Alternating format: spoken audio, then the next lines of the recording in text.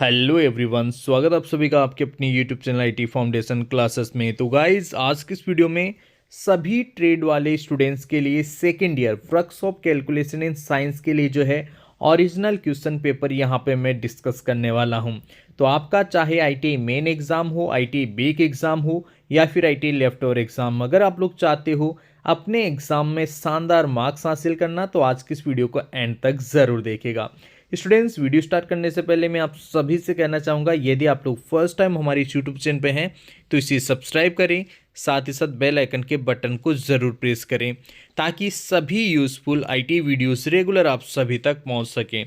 तो guys start करते हैं आज का वीडियो। फर्स्ट क्वेश्चन देखिए यहाँ पे, साधारण ब्याज में प्रिंसिपल को किस तरह से निरूपित किया जाता है। How the principal is denoted by simple interest calculation. अब आप सभी को पता होगा सिंपल इंटरेस्ट जो है उसका फॉर्मूला होता है I is equal to SI। Simple interest जो है उसका फॉर्मूला होगा principal multiplied by rate, rate means दर, मल्टीप्लाइड बाय टाइम और डिवाइड बाय 100। तो यहाँ पे जो प्रिंसिपल मूलधन है उसे हम P से रिप्रेजेंट करते हैं, जो रेट होती है इंटरेस्ट रेट ब्याज दर उसे हम R से रिप्रेजेंट करते हैं और जो समय होता है उसको हम T से रिप्रेजेंट करते हैं। क्वेश्चन में पूछा गया है कि प्रिंसिपल को किससे हम डिनोट करते हैं, किससे हम रिप्रेजेंट करते हैं, किससे दर्शाते हैं।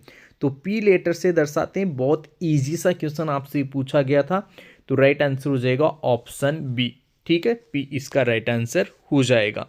नेक्स्ट देखो, इसके बाद में सिंपल सा क्वेश्चन है आपका, जो घातांक करनी है उस एक्सरसाइज से। ठीक है, क्वेश्चन में गिवन है what is the value of, इसकी वैल्यू क्या है, ठीक है, इसका मान क्या है।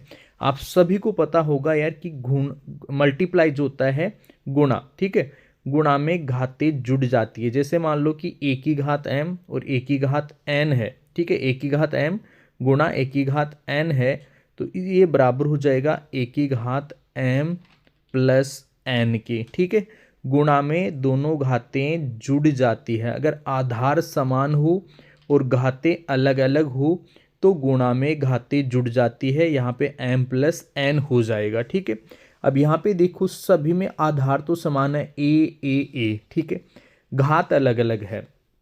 फर्स्ट जो है वो है a की घात 1, सेकंड जो है उसमें है a की घात 2, यहाँ पे a की घात 3 और यहाँ पे a की घात 4। तो इन सभी के लिए ये घातें जुड़ जाएगी, 1 प्लस 2 प्लस 3 प्लस 4। अब टोटल ऐड करेंगे तो कितना हो जाएगा, 4 3 7 7 8 9 और 10, तो a की पावर 10 हो जाएगा। ये क्या हो जाएगा, a की पावर 10, a की घात 10। ठीक है, तो कौन से ऑप्शन है में है, ऑप्शन सी में है, तो राइट आंसर हो जाएगा ऑप्शन सी। ठीक है, बढ़ते हैं नेक्स्ट क्वेश्चन की ओर। क्वेश्चंस देखिए मैथ्स के आपके बहुत ही ईजी से सिंपल से क्वेश्चन आते हैं। नेक्स्ट क्वेश्चन नंबर 3 है, what is the name of booklet the rates of various terms are indicated. कौन सा प्राधिकरण दरों के अनुसूची को प्रकाशित करता है। ठीक है, अब देखो ये सिंपल सा क्वेश्चन है, थोड़ा सा जो है थ्योरेटिकल टाइप का क्वेश्चन है, एक जनरल नॉलेज के हिसाब से ये क्वेश्चन है। तो कौन सा प्राधिकरण जो है दरों की अनुसूची वेरियस टर्म्स ऑफ इंडिकेटेड, ठीक है, उनको कौन सी जो है प्रकाशित करता है, कौन सा प्राधिकरण जो है दरों की अनुसूची को प्रकाशित करता है। तो यहाँ पे राइट आंसर हो जाएगा सरकारी विभाग। ठीक है, प्राइस पंच कोऑपरेट नहीं करता, प्राइस बैंक व्यक्तिगत भी नहीं होता, प्राइस टेक पार्टनरशिप फर्म भी नहीं होता। ठीक है, इसका राइट आंसर हो जाएगा सरकारी विभाग, ऑप्शन डी जो है इसका राइट आंसर हो जाएगा। बढ़ते हैं स्टूडेंट्स नेक्स्ट क्वेश्चन की ओर। तो नेक्स्ट क्वेश्चन है, किसी विशिष्ट कार्य, देखो ये क्वेश्चन भी काफ़ी बढ़िया है, किसी विशिष्ट कार्य या प्रक्रिया में विभिन्न मात्राओं और वे मतलब खर्च, विभिन्न मात्राएं और वे की गणना करने की विधि के लिए प्रयोग में ली जाने वाली शब्दावली।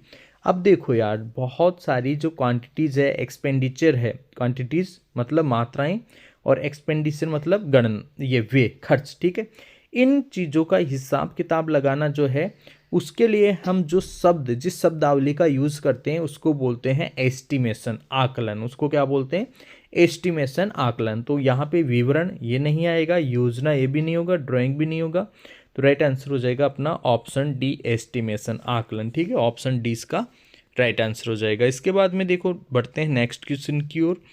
नेक्स्ट क्वेश्चन है, लंबाई में परिवर्तन को किस संकेत से दर्शाया जाता है। किस में परिवर्तन? लंबाई में परिवर्तन। अब देखो यार, मैं आप सभी को बताना चाहूँगा कि लंबाई में परिवर्तन का मतलब है, जैसे मान लो पहले L1 थी और बाद में हो गई L2, तो कितना परिवर्तन हुआ? परिवर्तन हुआ L2 माइनस L1, ये परिवर्तन हुआ। इस परिवर्तन को हम DL से दर्शाते हैं। किससे दर्शाते हैं? DL से। L2 माइनस L1 जो परिवर्तन हुआ उसको हम DL से दर्शाएंगे। तो DL यहाँ पे ऑप्शन बी में है, इसीलिए इसका राइट आंसर हो जाएगा ऑप्शन बी। राइट, बहुत ही इजी सा क्वेश्चन है ये, याद रखिएगा, काफ़ी इंपॉर्टेंट है, बार बार ये आपके एग्जाम में पूछा जाता है। तो लंबाई में परिवर्तन जो है, चेंज इन लेंथ, उसको हम DL से रिप्रेजेंट करते हैं। किससे रिप्रेजेंट करेंगे? DL से। ठीक है, ऑप्शन बी इसका राइट आंसर हो जाएगा। बढ़ते हैं स्टूडेंट्स नेक्स्ट क्वेश्चन की ओर। नेक्स्ट क्वेश्चन है, स्नेहक का उद्देश्य क्या है? स्नेहक बोलते किसको है? ल्यूब्रिकेंट को।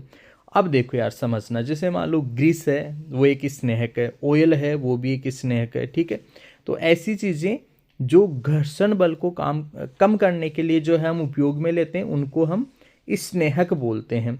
तो ये तो आपको नॉर्मली पता होगा यार कि हाँ, ग्रीस वगैरह जो है हम घर्षण बल को जो है कम करने के लिए करते हैं, ताकि जीर्ण शीर्ण ना हो, किसी जो भी मशीन के पार्ट्स है उसमें टूट फूट ना हो, घिसे ना जल्दी, इसीलिए हम यूज़ में लेते हैं।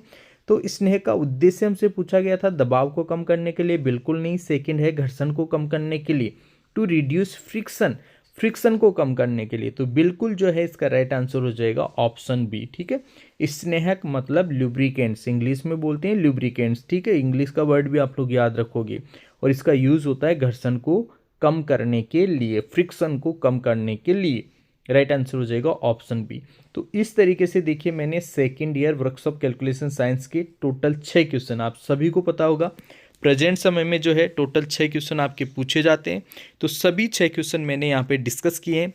इसी तरह के मैं और वीडियोज़ लेकर आऊँगा, जरूर आऊँगा, बार बार लेकर आऊँगा। तो आप लोग जो है इन सभी वीडियो लेक्चर्स को रेगुलर देखते रहिए, ताकि आप लोग आपके आईटी एग्ज़ाम्स की शानदार तैयारी कर सको। तो फिलहाल साथियों, आज की इस वीडियो में इतना ही। मिलेंगे आपसे नेक्स्ट वीडियो में, तब तक के लिए आप सभी को बहुत बहुत धन्यवाद।